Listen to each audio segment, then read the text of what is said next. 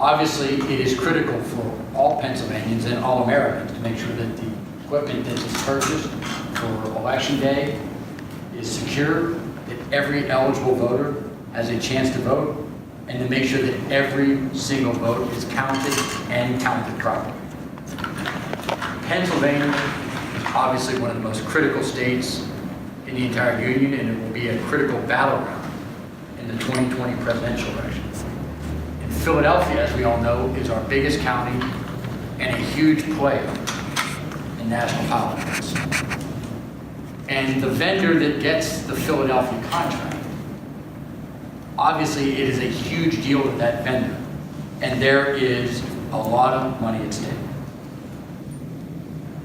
Again, I am reviewing this situation and the vendor process for every single county to make sure that everything is on the up and up with the three goals I stated earlier about making sure every vote is counted and counted properly, that every eligible voter has access, and that the system is secure. We now know, and this comes from not myself, but from the United States Department of Homeland Security and the Trump administration, that Pennsylvania was one of the 21 states that the Russians attempted to hack in the 2016 election.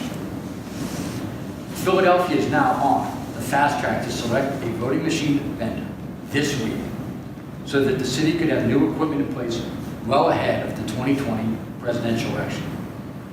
Philadelphia's request for proposals is to replace its voting system that went out in November with a submission deadline of December 28, 2018. And I have several questions. Did anyone from Philadelphia city government fully vet the request for proposal process to make sure that security concerns and accessibility for voters were given enough, strong enough consideration that it was a key part of that proposal? And again, I do know that the Department of State and the federal government has their own verification process to make sure that every machine that counties across Pennsylvania have the ability to use is intended to be secure and with disability access. But were they given enough consideration from Philadelphia? I want to know who wrote the request for proposal. Did anyone meet with a lobbyist for any of the companies that are trying to get the contracts from Philadelphia? Did anyone get taken to dinner? I know this may seem silly, but we have seen this in some of the other pieces of information that we've gotten from counties across Pennsylvania where some of that has apparently occurred. Did anyone receive a donation or a trip from any lobbyist or election vendor company? Because this RFP does appear that it was written in favor of one vendor. Now, I understand the need to move quickly, but I don't think there was a full accounting of this process. Now, it is up to Philadelphia to decide how best to proceed, but I'm going to continue to pursue answers to these questions with everything I've got. In December, as a result of the Luzerne County information, I announced that my team would review purchasing of voting systems by county after it was reported Luzerne County's election director received those special favors I talked about a few seconds ago. I had a deadline that I put out of February 8th for every single county to supply that information. 9 counties did not comply with that. Philadelphia, Armstrong, Cameron, Chester, Forest, Greene, Huntington, Mercer, and Westmoreland. Let me repeat those 9.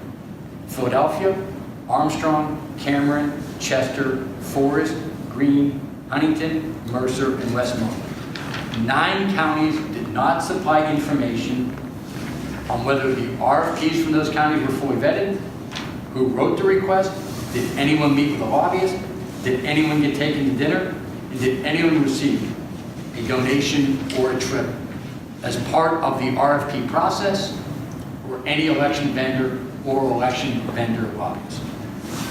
If vendors lobbied Luzerne County, which is a medium-sized county in Pennsylvania, it is hard for me to imagine that you would attempt to lobby Luzerne County and have zero interest in lobbying the city of Philadelphia.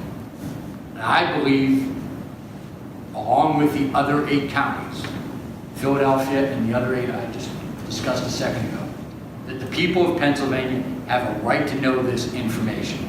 Again, just because someone attempted to lobby Philadelphia doesn't mean the lobbying effort was successful, but the public has a right to know what's going on, especially considering all the shenanigans that have been going on with this election equipment upgrade, not so much the shenanigans on the upgrade, but what happened in 2016 and the attempted hacking and the critical nature of the 2020 election and knowing what's going to be coming from Pennsylvania. Counties may choose among any of the voting systems that are certified by both federal and state governments. There is a lot of taxpayer money at stake in how this selection is made and who the ultimate vendors are in each county. And my job is to do everything I can to make sure that that system is done as open and as transparent as possible. Also, at the exact same time, my team is auditing the state's voter registration system to help enhance voting security before the 2020 election. Remember, the Department of Homeland Security said Pennsylvania was one of the 21 states that the Russians attempted to hack prior to the 2016 election. Every indication that we have so far is that attempted hacking was unsuccessful, but we also know that they're not going to stop.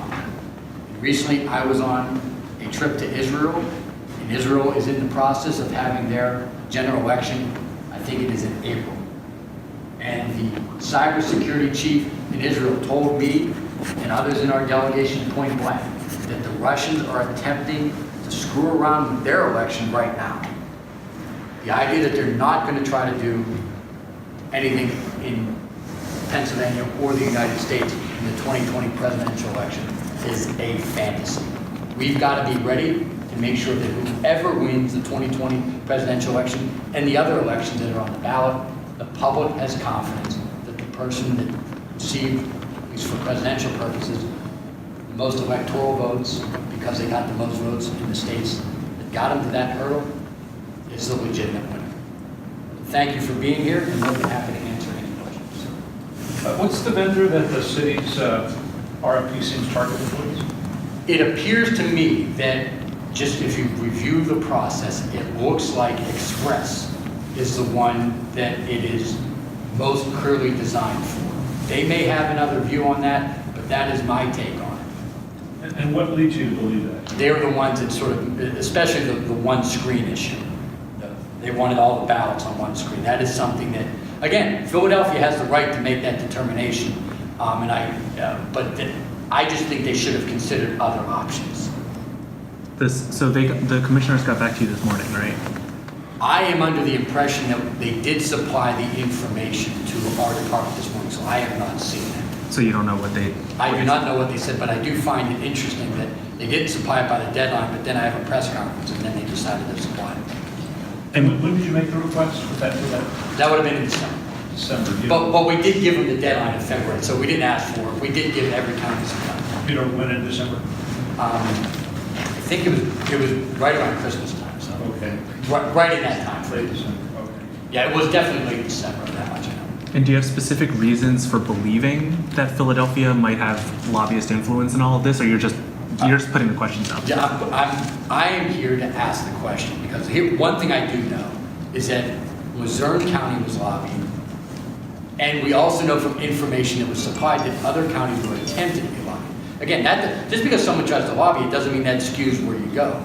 But the idea that you would attempt to lobby Luzerne County, which is a medium-sized county, and not attempt to lobby Philadelphia, that just seems like it doesn't make any sense. But again, I'm here asking the question. Which other counties were attempted to be lobbied? We're going to put that out in our full report once we get all of the information. So the requirement that there be a single screen is really the issue? Yeah, that would be at least for Express, that's correct. Because they're the one that specifically meets that issue.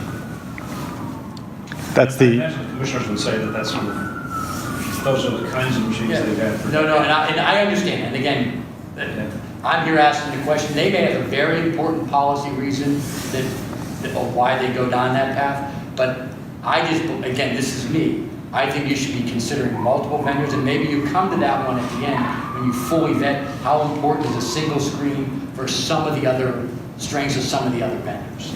And just to be clear, I mean, one of the things that's a little confusing about us following this process is that you have people in the executive branch of the city who are managing. I'm sorry, did you say executive branch of the city or the state?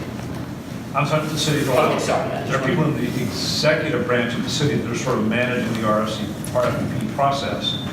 The decisions will be made by the city commissioners, independently elected officials. Right. And I probably think that the gift rules don't apply to both. To whom did you make the request in December? It would have been the election officials, The city the commission? city commission. Right, okay.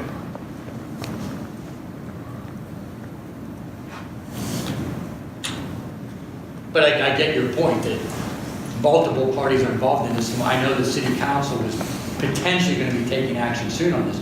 So hopefully by at least me raising this, it allows them to sort of, pad the brake a little bit. I'm not saying full stop, tap the brake a little bit and start asking these questions. Do you think they shouldn't take a vote on Wednesday? I'll say this, I don't want to dictate what city council does, but I do think they have a lot of work to do between now and whenever the vote is taken. So if they do a lot of work between now and then, it's conceivable, but I don't want them just doing a pro forma vote. The vote Wednesday would be the 3 city commissioners, not the council. I'm talking about the city council approving Okay. event. I do know that the city commissioners, at least I hope, have put in significant work. City council then has to take the step after that. Well, what's the work that you think they need to do between now and Wednesday? I'm talking about city council. It's clearly the city commissioners, I believe. It'd be shocking to think that they haven't done the necessary work. I want them to supply the information. Apparently they have this morning. We're going to review that information, and we may or may not have follow-up questions. Okay, great. Everyone, thank you. Have a great rest of the day.